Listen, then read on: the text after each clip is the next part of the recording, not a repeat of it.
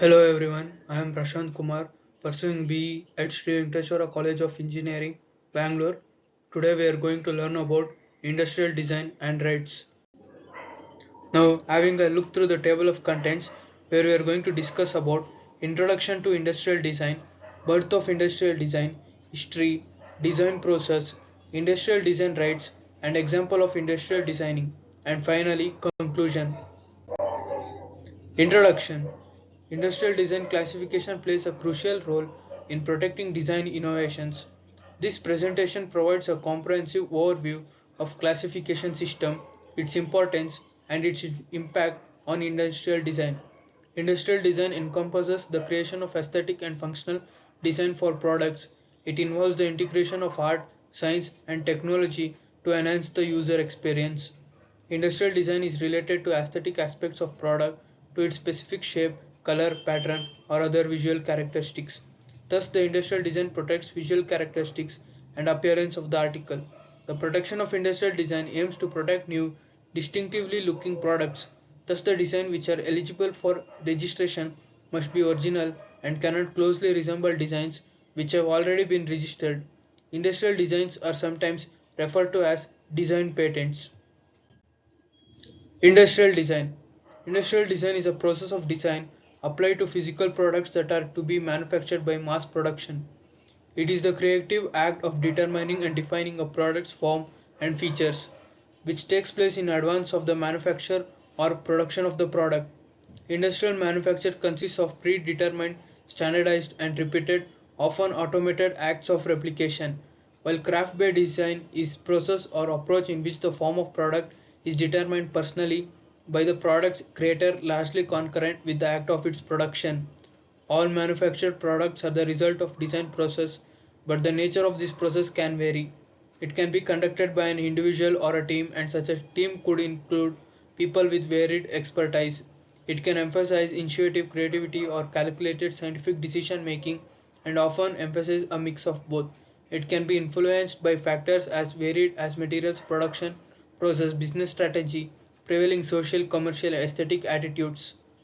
Industrial design as an applied art most often focuses on combination of aesthetics and user-focused considerations, but also often provides solutions for problems of form, function, physical ergonomics, marketing, brand development, sustainability, and sales. History. For several millennia before the onset of industrialization, design, technical expertise, and manufacturing was often done by individual craftspeople who determined the form of product at the point of its creation. According to their own manual skill, the requirements of their clients' experience accumulated through their own experimentation and knowledge passed on to them through training or apprenticeship. The division of labor that underlies the practice of industrial design did have precedents in the pre-industrial era. The growth of trade in the medieval period led to the emergence of large workshops in cities such as Florence, Venice, and Bruges, where groups of more specialized craftsmen made objects with common forms through the repetitive duplication of models which defined by their shared training and technique. In 17th century, the growth of artistic patronage in centralized monarchical states such as France led to large government-operated manufacturing operations epitomized by Gobelin's manufactory opened in Paris in 1667 by Louis X. Here teams of hundreds of craftsmen, including specialist artists, decorators and engravers produced sumptuously decorated products ranging from tapestries and furniture to metalwork and coaches, all under the creative supervision of King's leading artist Charles Le Brun. The pattern of large-scale royal patronage was repeated in the court porcelain factories in the early 18th century, such as Meissen Porcelain, workshops established in 1709 by the Grand Duke of Saxony, where patterns form a range of sources, including court goldsmiths, sculptors, and engravers, were used as a model for the vessels and figurines for which it became famous. Birth. The emergence of industrial design is specifically linked to the growth of industrialization and mechanization that began with the Industrial Revolution in Great Britain in mid-18th century. The rise of industrial manufacture changed the way objects were made, urbanization changed patterns of consumption, the growth of empires, broadened states and diversified markets and the emergence of wider middle class. created demand for fashionable styles such as for more larger and more heterogeneous population. The first use of the term industrial design is often attributed to the industrial designer Joseph Claude Sinel in 1919, but the discipline predates 1919 by at least a decade. Christopher Dresser is considered among the first independent industrial designer.